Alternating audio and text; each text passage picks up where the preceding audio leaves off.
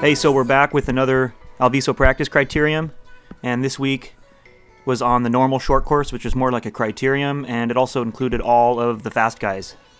So I wanted to highlight two of the critical moments in this race. So there was a lot of attacking early on, and there was actually a few riders up the road and only have a handful of seconds, but this is a really good moment to attack because these guys who are chasing are tired. They're probably not going to be able to follow a counterattack once this group of riders is caught, and I'm getting a pretty good draft right here, so I decide to put in an effort right here and pass these guys who are slowing down, who are tired, and link up with Eric up the road, who is a really strong breakaway rider. And this is a really good time to attack because you see my power didn't even have to go above like 550 or something like that to establish like a handful of seconds immediately. I didn't have to put in this like 1,000-watt effort. I tell him to jump on, and I just put my head down. We work together really well. And even though this little breakaway with Eric and I didn't make it to the end, wasn't successful, in that respect, it actually worked in my favor because what it did is it split the field behind who were chasing, and I forced some of my competitors also to do a lot of work on the front just to chase Eric and me back. All right, here we are approaching the last lap, and it's a reduced field.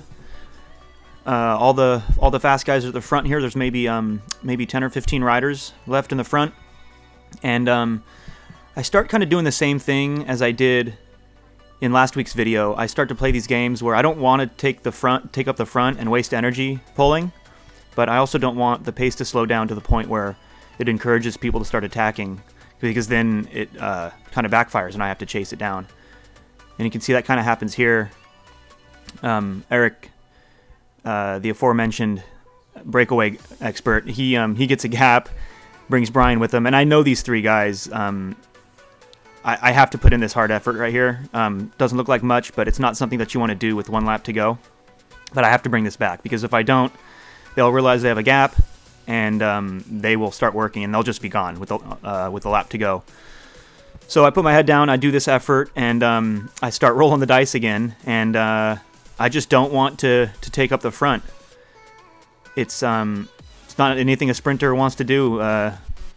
Towards the end of the race is spending energy at the front. So I want to be maybe 5 or 6 wheels back. I want to be resting. I want to be in a position where I can respond to attacks should they come. And ideally, I want other riders to be setting pace. And this is why teamwork is so important in this sport, because if this were like a bigger race, if this were a sanctioned race and I had teammates in it, I would have a teammate right at the front to set a tempo that discourages people from attacking and keeps me in a good position for the sprint. So that's kind of the name of the game here, is just to surf wheels, save energy, and we have 2K to go. You can see Brian looking back at the front. Brian's at the front. He's looking back, and he's a guy to look out for because this is his distance. He can go from 2K, and he can just be gone. Even if people are chasing, he can just be gone. So I'm worried even about this little gap right here, but fortunately Eric closes it down, and I continue to get a pretty good amount of rest. But I'm still a little bit too close to the front here, and you see Brian pull off. This is still not a very ideal position for me because I do not want to be in the rotation at the front. So you can see I start to roll the dice again. I start to play games. Brian knows better. He doesn't want to slot in. So then I get back on Eric's wheel, and the games continue. With the reduced field like this, you can see the games here in the last lap. Nobody's really pulling hard, and so finally here, this is perfect. Now I'm in the position I want. So this is critical moment number 2 in this race. By pulling off the front and falling back, I put myself behind Eric, big diesel engine. Brian in position number 2, P12 track sprinter and crit leadout guy.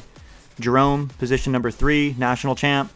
And then Tim, right in front of me, position number 4, district champ. So couldn't ask for a better position in the last K of this race.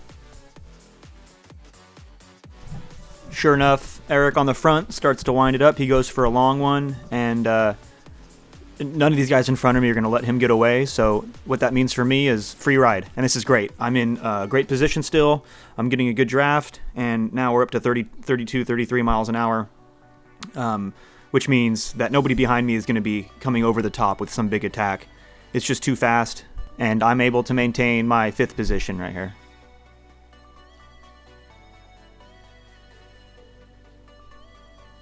And as we come through these last couple of corners, Eric starts to tire out, and Brian immediately takes over and tries to open up a gap, but he's got a national champ on his wheel. So Jerome's not going to let that happen. And again, more good news for me and Tim, because we just get amazing draft, and now it's even faster, up to 36 miles an hour. And I'm just waiting for it to slow down a little bit, and I can just carry the speed right past the front guys, which I do right here, and I step on it. And in my sprint right here, I'm doing the most power up I can as early on as I can to establish a gap, because if I have somebody in my wheel, it's still over 200 meters, and I don't want to get past. But I established a gap, opened it up, and took another one down for another week. A lot of people have asked, so I'm going to post the full video here. Had a lot of fun, super fast. It was a competitive one today, guys.